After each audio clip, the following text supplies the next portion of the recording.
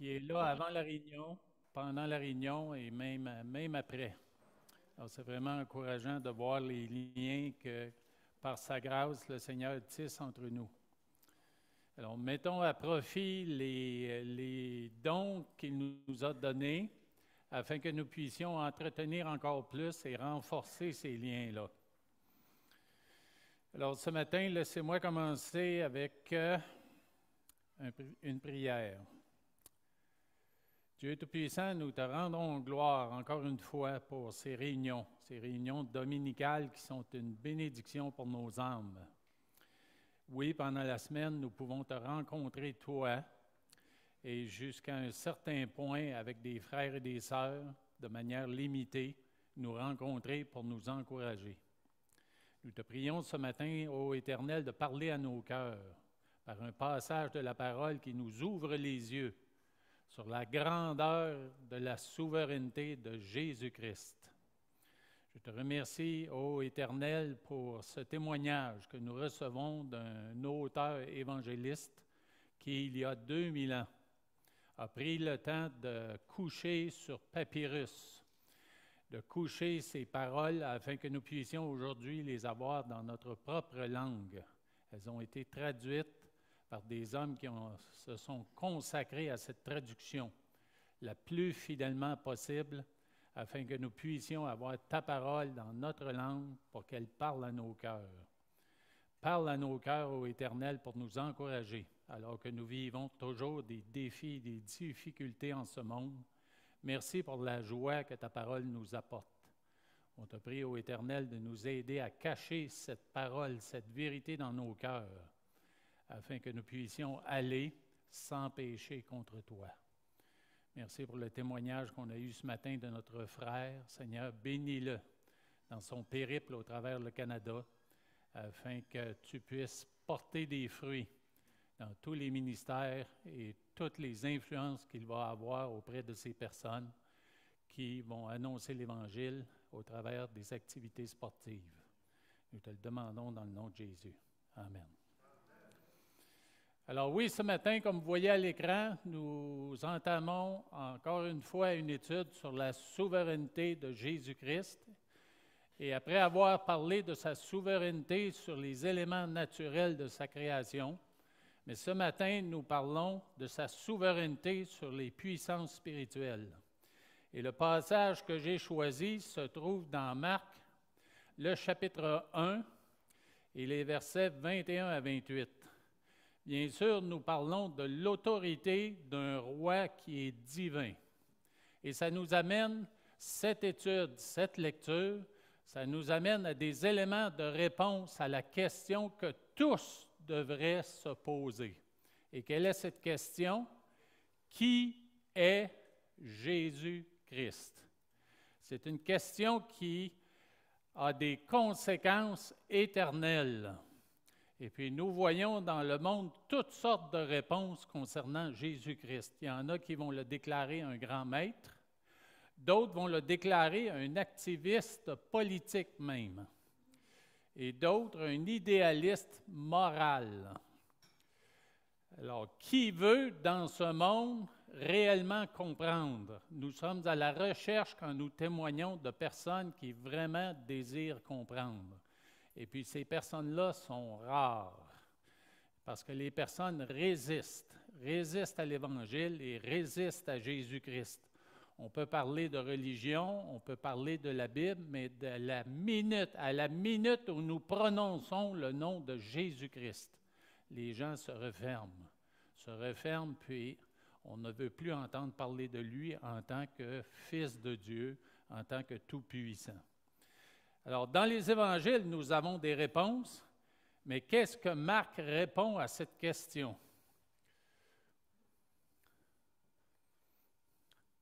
Vous voyez à l'écran, Marc répond dès le premier verset. Le premier verset de son évangile dit « Commencement de l'évangile de Jésus-Christ, Fils de Dieu ». Alors, dès ce verset, nous voyons qu'on parle d'une bonne nouvelle, c'est ce que veut dire évangile, le mot évangile. Nous voyons le nom de Jésus, qui veut dire « Il sauve », celui qui sauve. Le nom de Christ, Christ, littéralement, Christos veut dire Messie, et Fils de Dieu. Cet évangile, dès le départ, dès le premier verset, dès le premier chapitre, parle de Christ, le Messie et le Fils de Dieu. Il parle du monarque divinement appointé par le Père. Il dit qu'il possède tous les privilèges de la royauté universelle. Il est le Dieu incarné. À lui revient toute la gloire, tout l'honneur et toute la louange. Il est roi des rois et seigneur des seigneurs. Il a autorité complète sur tout. Et la seule réaction possible quand on considère tous ses attributs et toutes les qualités de sa personne, mais ça devrait être quoi? Ça devrait être soumission et adoration. Malheureusement, il y a beaucoup de descriptions de Jésus qui ne correspondent pas à ça. La compréhension des personnes les amène à des erreurs, à du mépris et même à du blasphème. On se méprend dans la compréhension que les Écritures nous donnent, ce qui nous amène à le mépriser. Et puis c'est ce qu'on voit. Le mot « mépriser », nous, dans nos interactions relationnelles, nous ne l'utilisons pas souvent. Mais l'attitude de beaucoup de gens, non seulement envers Jésus, mais envers les chrétiens et le vrai christianisme biblique, c'est du mépris. Ce qui égale ignorance, dans certains cas. Dans d'autres cas, c'est vraiment tourner le dos. Et puis dans d'autres cas, ça devient confrontationnel. Dans Marc, le chapitre 1, les versets de 1 à 20, nous voyons que déjà Marc, il décrit Jésus et tous les événements qui lui arrivent dès le commencement de sa vie et par la suite. On le décrit comme, Marc décrit Jésus comme étant précédé d'un héros royal. Il y a eu tous ces événements à sa naissance qui étaient extraordinaires, mais par la suite, son cousin, Jean le Baptiste, le héros royal, est venu annoncer de préparer le chemin de celui qui venait à sa suite. Alors Jésus, dans les versets 9 à 11 du chapitre 1, il est couronné par une cérémonie divine. Et cette cérémonie, bien sûr, c'est son baptême dans l'eau du Jourdain, où il y a eu cette proclamation du Père qui disait que c'était son Fils et qu'on devrait l'écouter et le suivre. Il a aussi vaincu son ennemi juré. Juste avant d'entamer un ministère public, il a été appelé à aller dans le désert et à vivre une confrontation avec son ennemi juré qui est Satan, mais il a vaincu les tentations qu'on lui présentait. Et dans les versets 14-15, il proclame le message royal du salut. Et bien sûr, il a ses sujets, ses propres sujets, ses disciples qui le suivent, dans les versets 16 à 20, toujours dans le chapitre 1. Alors Jésus, vraiment, il a toutes les accréditations annoncées par Jean, mandatées par le Père et remplies du Saint-Esprit. Il a été victorieux du péché et des tentations que Satan lui a présentées, et il est accompagné d'une suite de ses disciples. Et bien sûr, un jour, bientôt, un jour très bientôt, ces paroles ont été écrites il y a 2000 ans, mais de plus en plus, on sait qu'on se rapproche de cet événement où Jésus sera reconnu à sa juste grandeur. Dans Philippiens 2, les versets 10 et 11, il est écrit « Afin qu'au nom de Jésus, tout genou fléchisse dans les cieux, sur la terre et sous la terre, et que toute langue confesse que Jésus-Christ est Seigneur à la gloire de Dieu le Père. » Alors, regardons plus en détail les versets dans Marc chapitre 1, les versets 21 à 28. Mais commençons tout simplement par donner un résumé en 2 points de ce qui est inclus dans ces versets de 21 à 28. Et puis nous voyons un portrait de l'autorité suprême de Jésus-Christ. Ce dont on a parlé quand j'ai enseigné la dernière fois, c'était son autorité sur les éléments de la nature. Mais ici, c'est encore plus grand parce qu'on parle des forces spirituelles. Des forces spirituelles qui, pour la plupart du temps, pour nous, sont cachées, sont invisibles, mais elles sont là. Alors, Jésus démontre son autorité sur ces forces. Et puis, nous voyons aussi la réaction des personnes. Bien sûr, il y a la réaction de l'homme qui était possédé d'un démon, mais ça fait partie vraiment du portrait de l'autorité suprême de Jésus-Christ qui ordonne à ce démon. Mais il y a aussi le refus entêté des pécheurs à se soumettre. C'est quelque chose qui est là dans le texte, mais à cause de tout le sensationnalisme de l'intervention de Jésus auprès du démoniaque, mais on a tendance à manquer ce détail-là dans le texte. Jésus démontre son autorité sur le domaine des démons. Il y a cette confrontation, comme je disais, dramatique entre Jésus et un démon, un jour de sabbat. Son autorité, elle est cosmique, c'est-à-dire à la grandeur de l'univers, et il défait les démons, et par le fait même, il libère les pécheurs que ces démons-là ont enchaînés. C'est un contraste révélateur dans les réactions. La réaction du démon en la présence de Jésus-Christ et la réaction des hommes qui entendent les enseignements et qui voient la grandeur de la présence de Jésus. Les gens, bien sûr, sont stupéfiés devant l'autorité et la puissance de Jésus. Il y a un émerveillement qui est là, une curiosité et même une surprise qui saisit ces gens-là qui sont témoins de ce qui arrive. Jamais ils n'ont vu une telle autorité. Quant aux démons, eux, ils sont terrifiés par Christ. La terreur et la panique font surface chez ces êtres qui autrement aiment faire leur travail accusateur dans l'ombre. Les réactions des hommes et des démons, bien sûr, divergent. Elles sont différentes. C'est une grande vérité qui est révélée dans ce passage. Pourquoi une telle différence, une telle divergence dans les réactions? Les démons, eux, savent que Jésus est leur juge qui les jettera en enfer. Ils sont conscients, ils ont une connaissance que les humains n'ont pas. Encore moins si on ne lit pas la parole de Dieu, on est encore plus ignorant de beaucoup des vérités que même les démons savent. Les humains ne se rendent compte de rien. Dans la première moitié de l'Évangile de Marc, les humains ne savent vraiment pas qui est Jésus-Christ. Puis on apprend à le découvrir au travers de ses paroles, ses enseignements et au travers de ses actions. Mais les démons, eux, ils sont au courant. Les dirigeants juifs vont le rejeter. Les foules seront curieuses, mais pas nécessairement disposées à lui obéir.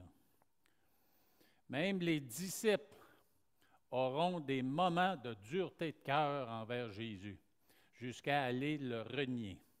Les démons, connaissant pertinemment Jésus, se prosternaient devant Jésus et s'écriaient. Dans Marc 3,11, il est écrit « Les esprits impurs, quand ils le voyaient, se prosternaient devant lui et s'écriaient « Tu es le Fils de Dieu ». Alors, c'est une confession d'un être qui est déchu et perdu, alors que les hommes ne se soumettaient même pas à cette demande du Père, cette demande de Jésus, qui était là pas nécessairement explicite au début, mais ses enseignements et ses miracles faisaient en sorte que les hommes auraient dû avoir tendance à aller vers Jésus et faire ce que les démons, eux, faisaient d'avance à cause de la crainte et de la peur. Dans Luc 8, 31, il est écrit « Et il priait ». On parle des démons. Instamment Jésus de ne pas leur ordonner d'aller dans l'abîme. Dans Marc 5, 7, il est écrit « Et il s'écria d'une voix forte, « Qu'y a-t-il entre moi et toi, Jésus, Fils du Dieu très haut? Je t'en conjure au nom de Dieu, ne me tourmente pas. » Ils connaissent Jésus et le châtiment éternel qui les attend.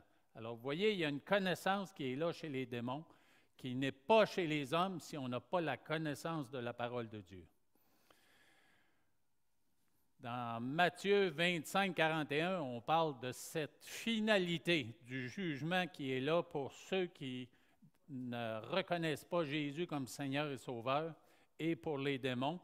Il est écrit ensuite, il dira à ceux qui seront à sa gauche, « Retirez-vous de moi, maudits.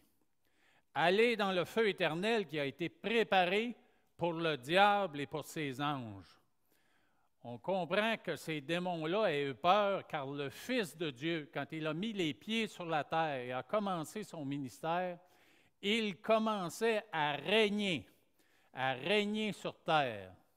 Il a démontré que son règne est commencé. Et malgré l'apparente défaite de sa mort à la croix, qui était en réalité une grande victoire contre le péché, puisqu'il portait le péché des hommes sur la croix, sur ses épaules, mais c'était le commencement de son règne. Et ça amenait les démons qui essayaient de se cacher dans l'humanité, ça les amenait à craindre et ça les amenait à une frayeur épouvantable. Pour les anges déchus, il n'existe bien sûr pas de salut. Pour les hommes pécheurs, le salut est possible par la repentance et la soumission à la volonté du Père et l'autorité de Christ. Le salut passe par la saine et sainte crainte de l'Éternel. Un pécheur qui craint le jugement de Dieu doit se précipiter vers Christ pour obtenir le pardon et la grâce du salut. Apprécier la bonne nouvelle et refuser de craindre l'enfer, je répète, apprécier, recevoir la bonne nouvelle, le bon message de l'Évangile, mais refuser de craindre l'enfer, c'est le problème de beaucoup de supposés chrétiens. C'est pourquoi on doit s'asseoir et analyser notre relation avec Dieu. Est-ce que je continue dans ma vie chrétienne d'avoir ce qui m'a amené à Christ et à son salut? Est-ce que je continue de cultiver cette saine et sainte crainte de l'Éternel? Les démons connaissent Jésus et le craignent, mais en aucun cas, ils ne peuvent être sauvés. Les foules, bien sûr, quand on parle de Jésus, quand on parle de l'Évangile, ils bénéficient de l'offre du pardon. Mais en refusant de craindre celui qui seul peut leur accorder le pardon, mais ils ne bénéficient pas, ils ne reçoivent pas nécessairement ce salut. Les démons sont terrifiés et ne peuvent être sauvés. Les gens, eux, sont ébahis et ne veulent pas le salut. C'est la réaction qu'on voit dans ce passage. Les démons terrifiés et les gens qui ne veulent pas croire se retrouveront à quel endroit dans l'éternité? Dans le même étang de feu. Alors, deux êtres, des êtres complètement différents, des démons qui sont déchus d'avance et n'ont aucun espoir de salut, et des gens à qui on présente le salut, mais qui ne veulent pas le recevoir. Et c'est une tristesse, une très grande tristesse. Oui, les démons sont ici parmi nous et ils se cachent même dans les assemblées. Et 2 Corinthiens 11, 14 parle du fait que Satan lui-même se déguise en ange de lumière.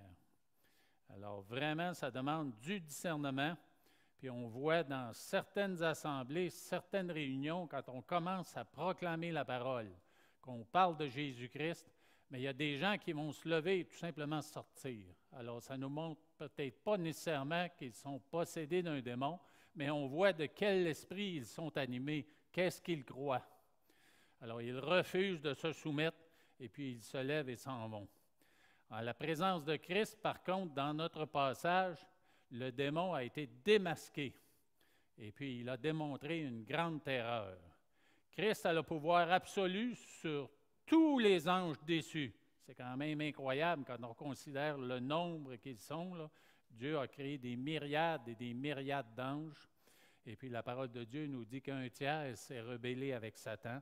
Alors il y en a beaucoup. Jésus est le vainqueur de Satan, même si temporairement, comme je disais tantôt, il exerce une influence sur ce monde. Alors oui, Satan exerce une influence sur le monde, mais la victoire totale est à Jésus-Christ. Dans 1 Jean 5,19, on voit cette déclaration. « Nous savons que nous sommes de Dieu et que le monde entier est sous la puissance du malin. » Alors, c'est lui qui est présentement là, je ne dirais pas souverain, mais il est là, puis il peut exercer son influence dans ce monde, puis on en voit les résultats plutôt. Quand on regarde ce que les hommes croient et comment ils agissent, on voit qu'ils sont très influencés par cette influence satanique et démoniaque. Alors oui, Satan retient les hommes captifs. Dans Hébreux 2, 14 et 15, il est écrit « Ainsi donc, puisque les enfants participent au sang et à la chair, il y a également participé lui-même, afin que par la mort, il anéantit celui qui a la puissance de la mort, c'est-à-dire le diable, et qu'il délivra tous ceux qui, par crainte de la mort, étaient toute leur vie dans la servitude. » Servitude influencée par ce diable et ses démons. Alors oui, la victoire de Jésus-Christ à la croix, sa souveraineté, amène à la délivrance. Dans Jean 8, 36, il est écrit « Si donc le Fils vous affranchit, si donc le Fils vous libère, vous serez réellement libre par la vérité de sa parole et par ce qu'il a accompli à la croix. » Alors, quand on regarde en détail les versets 21 à 28, on peut voir trois autorités différentes qui sont démontrées. La première, c'est l'autorité de sa parole, dans les versets 21 et 22.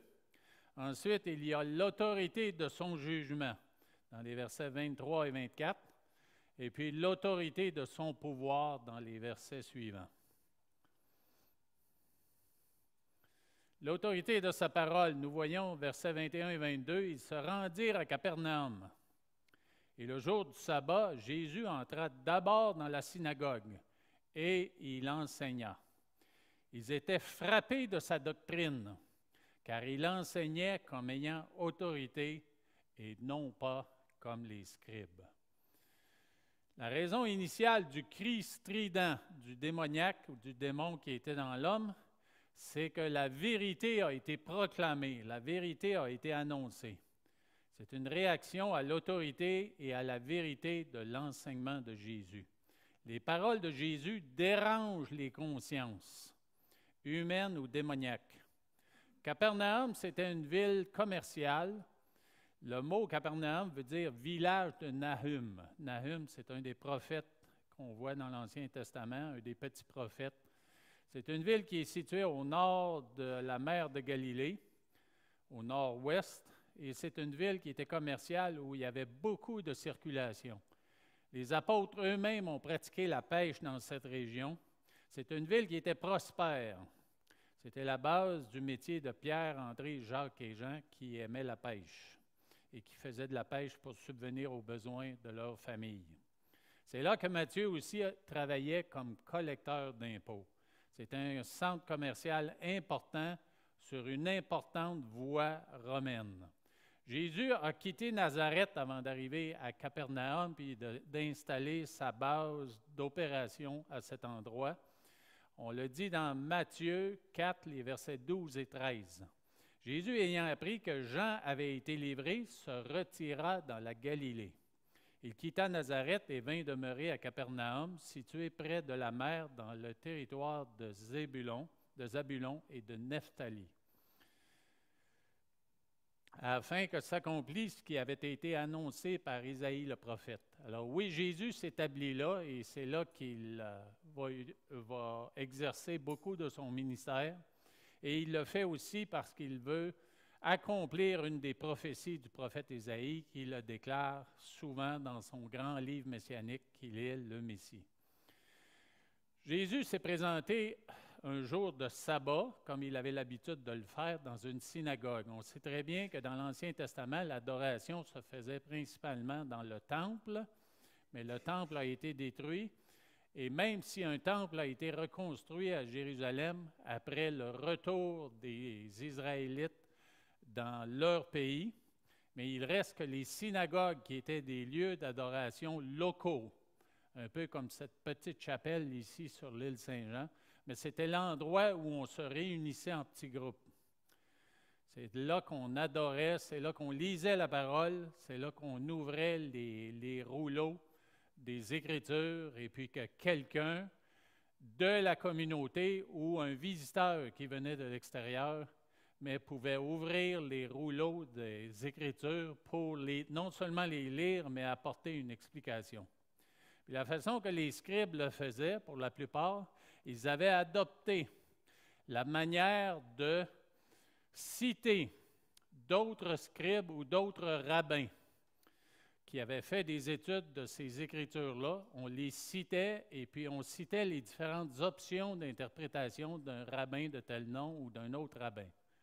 Puis la différence qui fait en sorte que les gens sont ébahis ici, c'est que Jésus arrive puis il enseigne avec une autorité qui les dépasse, qui les surprend, comme si lui-même avait écrit les Écritures, ce qui est le cas.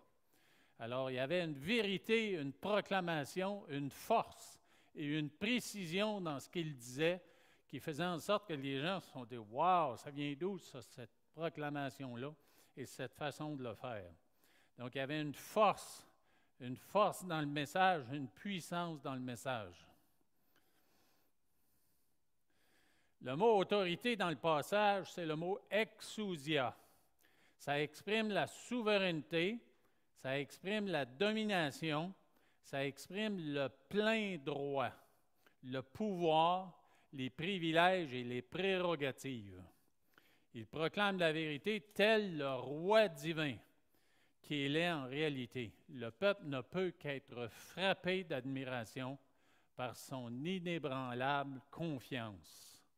C'est un contraste tranchant avec les discours vains des scribes qui, comme je disais, citaient souvent des références de d'autres scribes ou de d'autres rabbins. Il enseignait de manière non confuse et il tirait sa théologie directement du Père qui, bien sûr, étant donné qu'il faisait partie de la personne divine, mais cette connaissance-là était en lui et les gens l'avaient directement là, avec puissance. Il était logique, il était concret et il était précis.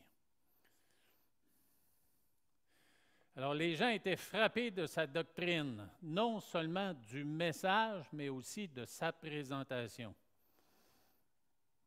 Alors, c'est ce qui a fait, premièrement, réagir cet homme et réagir ce démon qui était en lui.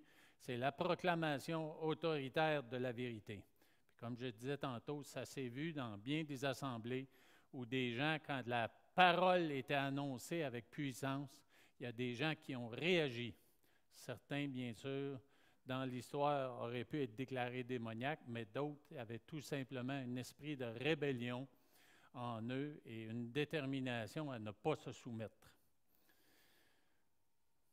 Alors, on parle aussi dans le passage, comme je disais, dans les versets 23-24, on parle de l'autorité de son jugement.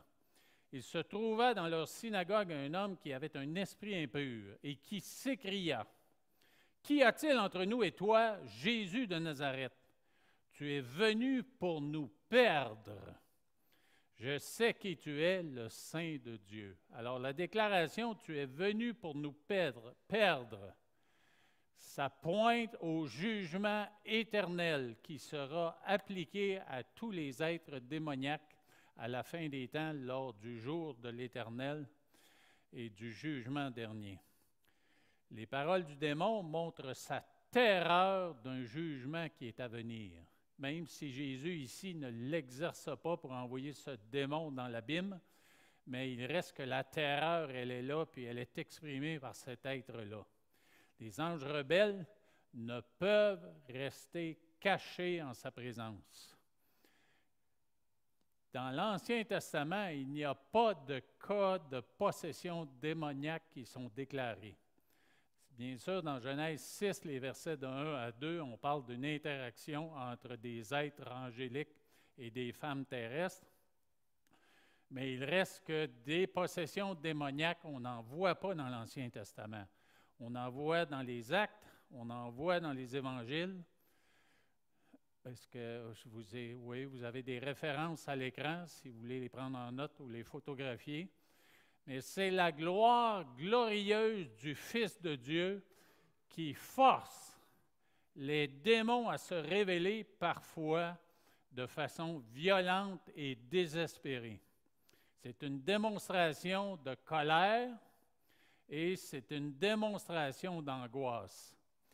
Le fait que la parole qui a été dite là contient le pronom personnel « nous perdre », mais ce démon-là appliquait ou généralisait la menace que Jésus présentait, mais il l'étend à tous les êtres qui sont comme lui. Alors, il se faisait le représentant de tous les démons. On sait que dans l'Ancien Testament, il y a deux grands passages. Dans Ésaïe 14, les versets 12 à 17, je ne fais que vous citer les références. Et dans Ézéchiel 28, les versets 12 à 19. Donc, Ésaïe 14 et Ézéchiel 28, moi je me les rappelle parce qu'un, c'est le multiple, le double de l'autre, là. Ésaïe 14 et Ézéchiel 28. On parle de la rébellion de Satan, qui a été créé comme un être extraordinaire. Et on dit, je vais vous lire Ésaïe 14, 12 et quelques versets par la suite aussi. « Te voilà tombé du ciel, astre brillant, fils de l'aurore. Tu es abattu à terre, toi, le vainqueur des nations. Tu disais en ton cœur, je monterai au ciel. J'élèverai mon trône au-dessus des étoiles de Dieu.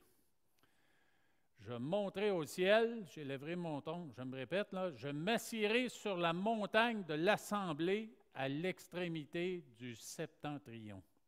Je monterai sur le sommet des nues. Je serai semblable au Très-Haut. » Alors, ça révèle le cœur de Satan qui était rempli d'orgueil et qui voulait tout simplement déplacer Dieu et s'asseoir sur son trône. Mais on dit au verset 15, « Mais tu as été précipité dans le séjour des morts, dans les profondeurs de la fosse. Ceux qui te voient fixent sur toi leur regard et te considèrent attentivement. Est-ce là cet homme qui faisait trembler la terre, qui ébranlait les royaumes, qui réduisait le monde en désert, qui ravageait les villes et ne relâchait point ses prisonniers. » Alors, on détermine ici, on voit dans ce passage, là, on peut discerner des traits de caractère de cet être-là qui cherche à dominer, qui cherche par orgueil à remplacer Dieu et qui cherche aussi à détruire. Et Ézéchiel, c'est un passage qui est parallèle, qui est semblable. Mais Jésus est venu, Jésus de Nazareth, on voit dans cette expression « Jésus de Nazareth ». On sait qu'à Nazareth, il y avait une garnison romaine et que beaucoup ont insinué que Jésus était le produit d'une femme juive et d'un soldat romain. Alors, on dénigrait sa génétique, on dénigrait son origine divine. Et c'est une expression que reprend ici avec dédain et mépris ce démon-là, en disant « Qu'y a-t-il entre nous et toi, Jésus de Nazareth? » Alors, il y a une expression de dédain. Alors, le mépris du démon est mêlé à une immense peur. C'est une animosité et une crainte qui le remplissent. Il a pleinement conscience de l'autorité divine de Jésus. C'est pourquoi, à la fin de ce qu'il dit, de ses paroles, il utilise l'expression « le Saint de Dieu ».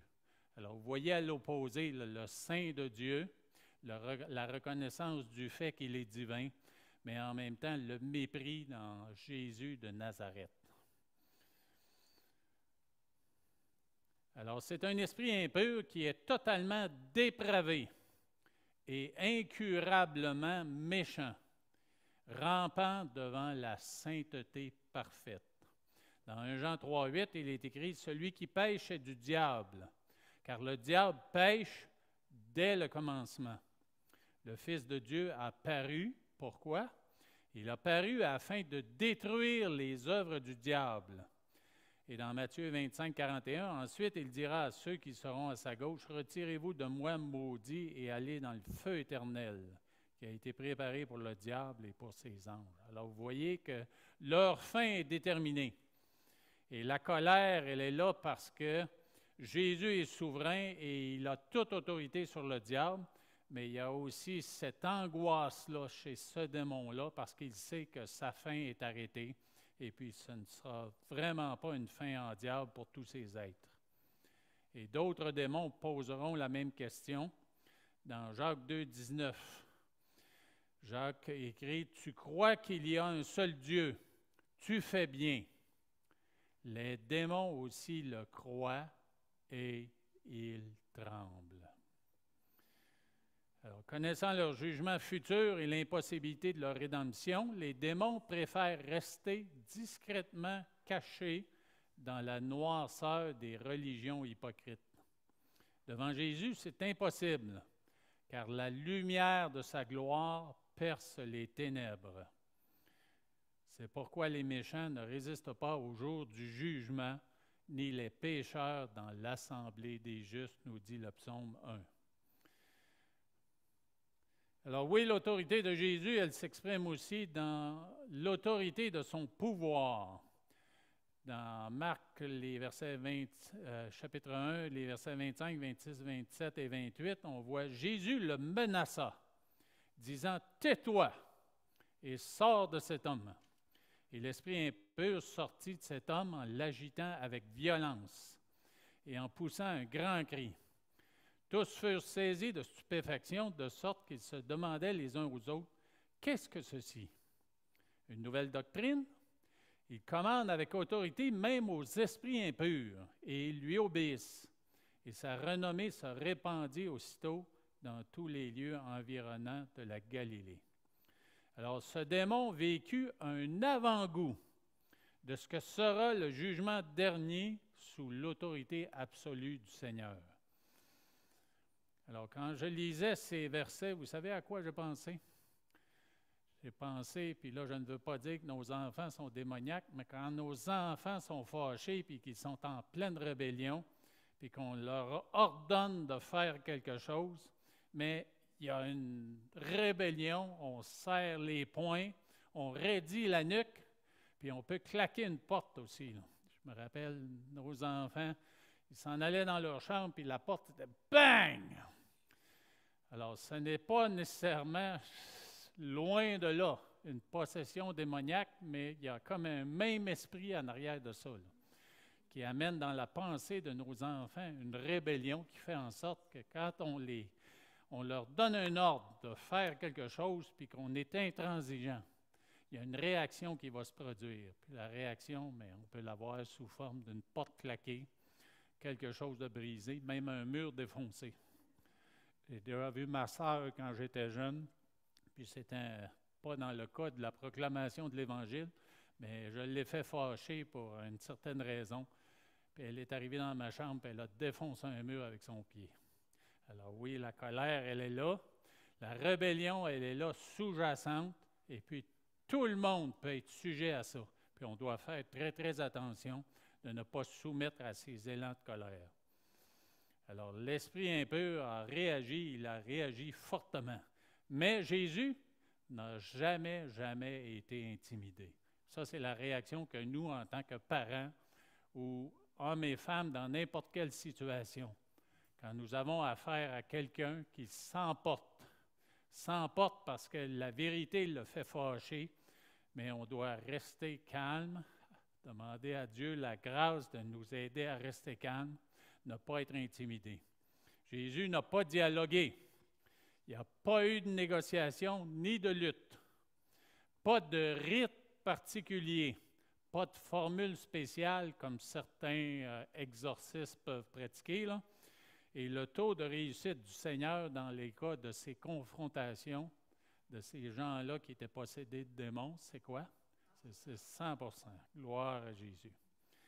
Ce pouvoir, plus tard, sera délégué aux apôtres. Dans Luc 9, 11, Jésus, ayant assemblé les 12, leur donna force et pouvoir sur tous les démons avec la puissance de guérir les maladies. On voit très bien que dans Acte 19 aussi, il y a des gens qui se sont prononcés, se sont dit exorcistes ambulants. Et ça a été un problème pour des fils de Séva, exorcistes juifs ambulants. Un seul homme possédé d'un esprit malin les renvoya nus et blessés. Pourquoi? Parce qu'ils n'avaient pas la puissance de Jésus-Christ. Jésus a donné 2 ordres rapides et le tour est joué. Tais-toi et sors de cet homme. Et le démon n'a pas eu d'autre choix que l'obéissance. Silence et expulsion s'ensuivent. Jésus a toujours interdit aux démons de parler, même si ce qu'ils disent du Seigneur est vérité. Jésus n'a pas besoin de la publicité démoniaque. Les chefs religieux l'accusaient de chasser les démons par Béelzébul, prince des démons.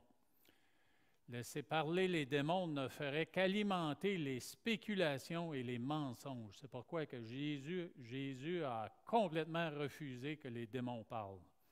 La sortie s'est faite avec violence, et il y a d'autres passages similaires dans la parole, comme Marc 9, versets 25, 26 et 27. On remarque ici dans le passage aussi que ce que Jésus a enseigné dans la synagogue, on n'en parle pas du tout. On ne dit rien sur ce qu'il a enseigné. Pourquoi? Parce que Marc a mis l'emphase sur l'autorité de Jésus-Christ face aux puissances démoniaques et la réaction des gens qui étaient là aussi.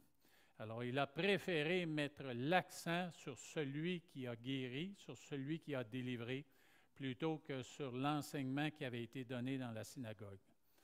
Le pouvoir de Jésus est parfaitement visible et les témoins sont stupéfaits et se questionnent les uns les autres. Ils étaient étonnés des enseignements du Seigneur. Malheureusement, ils ne sont pas allés plus loin. Beaucoup ne sont pas allés plus loin dans cet étonnement-là, cet ébahissement-là. Ils en sont restés juste à s'étonner, mais ils n'ont pas voulu s'engager à marcher dans ses voies. Le passage dit qu'on parle de plus en plus de Jésus. Sa renommée se répandit dans tous les lieux environnants de la Galilée.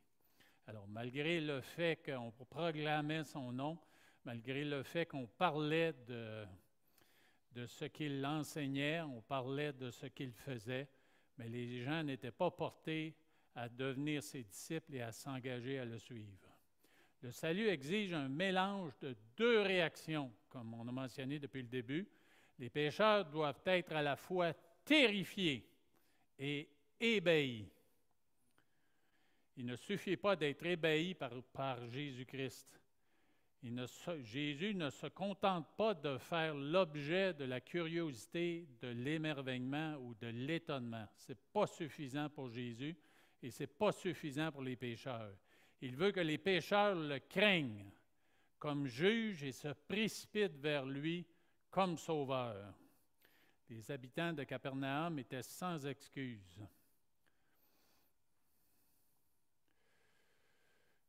On le voit ici dans le bas de la diapositive. Dans Matthieu 11, 23, il est écrit « Et toi, Capernaum, seras-tu élevé jusqu'au ciel? Non, tu seras baissé jusqu'au séjour des morts, car si les miracles qui ont été faits au milieu de toi avaient été faits dans Sodome, elle subsisterait encore aujourd'hui. » La ville a été jugée, et puis Sodome et Gomorrhe auraient subsisté si les miracles qui ont été faits dans Capernaum avaient été faits au milieu d'elle. Alors, le jugement de Dieu va tomber sur tous ces gens-là qui, oui, peuvent rester ébahis devant la grandeur du Seigneur et devant ses enseignements, mais qui jamais ne vont s'engager. Et puis, ça m'amène à répéter une parole que j'ai dite tantôt, peut-être. Je pense que je l'ai dite. Et ça vient d'un des enseignements de John MacArthur. Je pense que ça résume assez là, la réaction que les gens devraient avoir. Jésus veut que les pécheurs le craignent comme juge et se précipitent vers lui comme sauveur. Alors, non pas juste un ébahissement et non pas juste une crainte comme les démons qui ne peuvent être sauvés, mais il faut qu'il y ait une combinaison des deux. Et nous, dans notre message, nous avons tendance à être trop doux parce qu'on ne veut pas offenser, on ne veut pas déranger. Quand nous présentons l'Évangile aux gens qui nous entourent, nous devons vraiment là, trouver l'équilibre entre l'amour du Seigneur et la sainteté et la justice du Seigneur. Alors, le Seigneur veut que les pécheurs le craignent comme juge. Nous devons parler de l'enfer. Nous devons parler du jugement éternel. Et il veut que ces gens-là qui apprennent à le craindre, mais il veut que ces gens-là éventuellement se précipitent vers lui parce qu'il est aussi sauveur. Alors, gardons ça à l'esprit quand nous annonçons l'Évangile. Et n'ayons crainte d'annoncer non seulement l'amour du Seigneur, mais aussi la sainteté du Seigneur qui n'acceptera pas des péchés en sa présence. Il n'acceptera pas des pécheurs non repentis en sa présence. Oui, Éternel, sur cette parole, nous voulons te remercier pour l'Évangile qui nous amène un équilibre dans la connaissance et la croyance que nous avons de la personne extraordinaire de Jésus-Christ. Il sera un jour le juge de toute la terre. Il reviendra avec un jugement sévère sur tous les pécheurs. Nous te prions pour eux, ô Éternel, que tu leur fasses grâce, que tu te révèles à eux. On te demande de nous utiliser, Seigneur, à proclamer toute ta parole, non seulement l'amour du Seigneur, mais aussi la justice et la sainteté du Seigneur. De te présenter comme juge en même temps que sauveur. Merci pour ce passage qui révèle les deux. Et merci, ô Éternel, pour ces victoires que tu nous donnes dans nos vies, qu'elles soient spirituelles, qu'elles soient physiques, qu'elles soient intellectuelles ou émotionnelles. Tu nous apprends à nous confier en toi. C'est ce qu'on veut faire, ô Éternel, dans la suite des temps, pour annoncer l'Évangile et le faire avec puissance. Alors, merci pour ta parole, merci pour Marc et merci pour Jésus qui est vainqueur, qui a l'autorité sur tout l'univers. Ça nous rassure au Éternel, ça nous donne une paix qui est extraordinaire. Pour ça, on te rend grâce. Amen. Dieu vous bénisse, bonne semaine. Et puis, n'oubliez pas, la semaine prochaine, venez encourager notre jeune frère, Jonathan, qui enseigne. C'est lui qui va apporter le message. Jonathan, nous prions pour toi, que Dieu t'inspire. On a bien hâte de t'entendre. Bonne semaine à tous.